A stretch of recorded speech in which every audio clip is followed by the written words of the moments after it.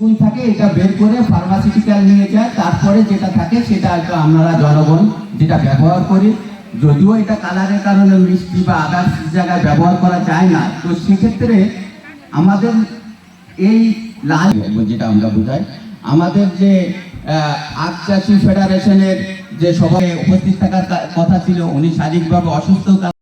এই জায়গাটা দেখবেন যে বিএসটিআই তে গেলে আপনারা পাবেন সব হোয়াইট সুগারের লাইসেন্স, যার যত ধরেন আপনি ফ্রেশ ওদের কাছে জিজ্ঞাসা করবেন, দেখবেন ওদের সবই রিফাইন্ড সুগার এবং হোয়াইট সুগারের লাইসেন্স।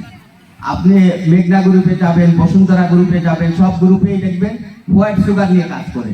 তারা এই চাষি বা দেশি শিল্প যে 7টা 8টা চিনি কল আছে, যে এই চিনি কল এই শিল্প নিয়ে কাজ করার লোক কিন্তু কম আছে এই দেশে, এবং তারা কাজ করছে না, কারণ এখানে বেনিফিটের জায়গাটা কম। আমরা টাকার পিছনে না ঘুরে, আমরা টাকার দিকে না তাকিয়ে আমরা চাবো যে একটা ভালো প্রোডাক্ট, যে প্রোডাক্টটা দিয়ে মানুষের উপকার হবে।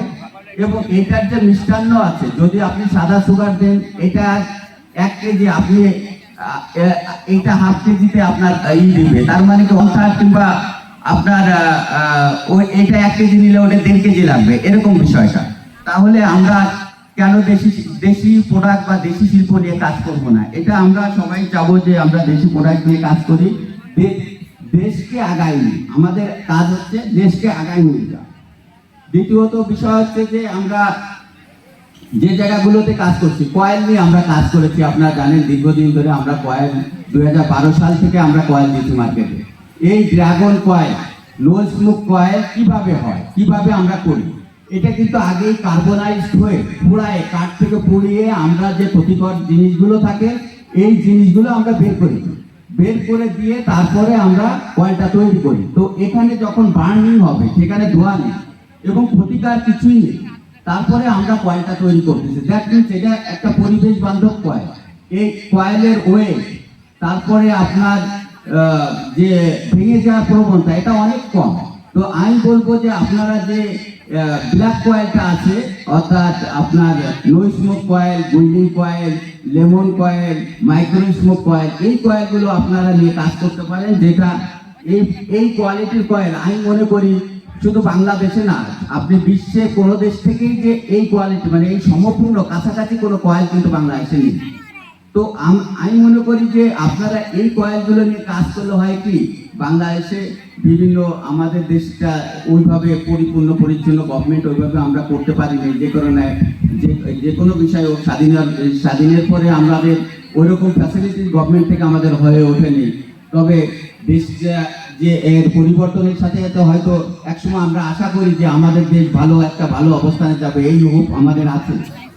তো এই পরিবেশের কারণেই আমাদের যেহেতু রাস্তাঘাট, বাসা বাড়ি বা ডাস্টবিনের খুব ভালো ব্যবস্থা নাই, যার কারণে আমাদের ক্ষতিকর কিছু মশা, যেমন ডেঙ্গু, ম্যালেরিয়া, তারপরে চিকনগুনিয়ার মতো ভয়ঙ্কর কিছু রোগবাহী মশা আমাদের দেশে বা সমস্যা সৃষ্টি করে। এই জন্য আমি মনে করি আপনারা যদি এই ড্রাগনের ব্ল্যাক কয়েলগুলো ব্যবহার করেন, এটা আপনারা এসির ভিতরেও ব্যবহার করতে পারবেন, আবার আপনারা যে কোনো পরিবেশে, খোলামেলা পরিবেশেও ব্যবহার করতে পারবেন। এগুলোর বার্নিং টাইম, ধোঁয়া নেই, তারপরে আপনার এই যে ডেঙ্গু বা চিকনগুনিয়ার মতো যে ভয়ঙ্কর মশাগুলো, এগুলো তাড়ানোর সক্ষমতা এদের আছে। আর মূলত পল্লীর যে গ্রোসারির যে মালগুলো আছে, এটা আপনাদেরকে অবশ্যই মানসম্মত এবং গুণগত দিকগুলো ঠিক রেখে, যাতে ভোক্তা যাতে কোনোভাবে ক্ষতিগ্রস্ত না হয় বা ভোক্তা কোনোভাবেই যেন বা তারা প্রতারিত না হয়, এই দিকগুলো আমরা ঠিক রেখে কাজ করতেছি। অতএব আপনারা এই প্রোডাক্টগুলোর উপরে আপনারা কনফিডেন্টলি এবং জোর দিয়ে মার্কেট করতে পারবেন, সে বিষয়ে আমি আমার পক্ষ থেকে আমি প্রতিশ্রুতিবদ্ধ।